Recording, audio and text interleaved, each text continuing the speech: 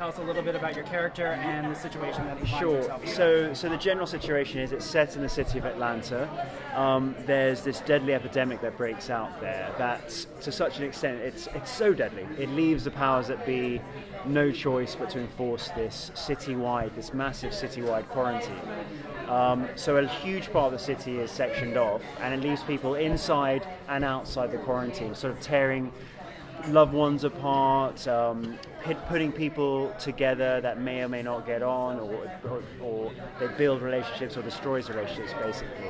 And my character, he's inside the cordoned off area, investigating the virus. I'm one of the CDC researchers, not CD researchers, CDC researchers who come there, whose task is to investigate this virus, what it's all about, and to find out what the source of it was, and to hopefully find a cure for it. And so that's what's happening. And you're going to see it really soon. So it's very exciting. Have you already started filming? Yeah, well, we did the first episode. We're going to start filming the rest of the episodes from August, actually around just the end of this month. So yeah, I've got to fly tomorrow. I'm flying to Singapore, then Taiwan, then Singapore, and then back to Atlanta like a couple of weeks later.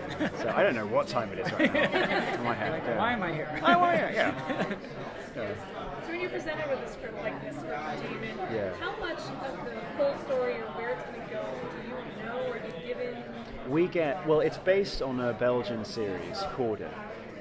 So we have that sort of idea where to go. But the thing is, there's a lot we talked to Julie, talked to Chris and Matt, Chris Ord, Matt Corman. I got that right, haven't I? Have I hit my brain?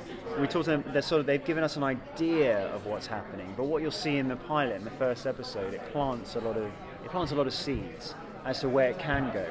And I get goosebumps thinking about it, because there's a lot of turns that can happen. The potential is amazing. What can happen there? So we have an idea, and it's exciting, but we have to see. We haven't seen the final scripts for all the episodes yet, and we're all desperate. We're badgering Julie all the time, saying, "Oh, we want to see some scripts now." Yeah, so hopefully we get like the next few episodes soon. Yeah. What are your hopes for your own character?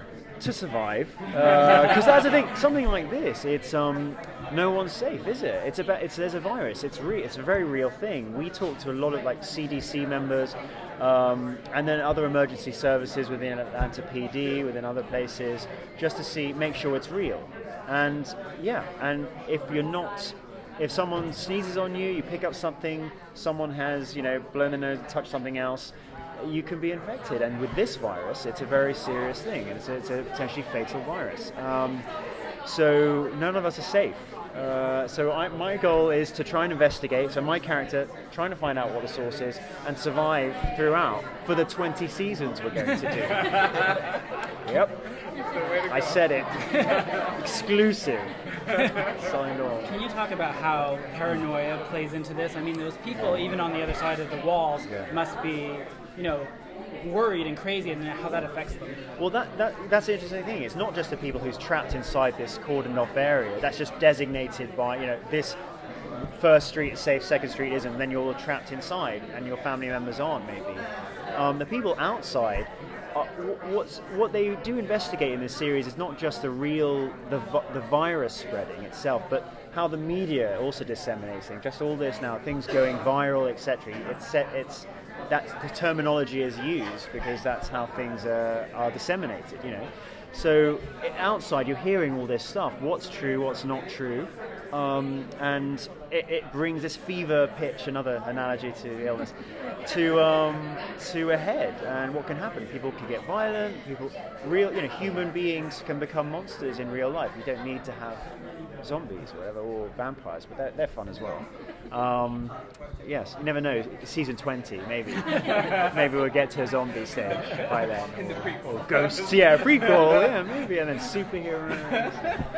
That's what I'm hoping. Hoping to be a superhero eventually. Yeah. Character, Dr. Cannet. Characters inside and outside. Yeah.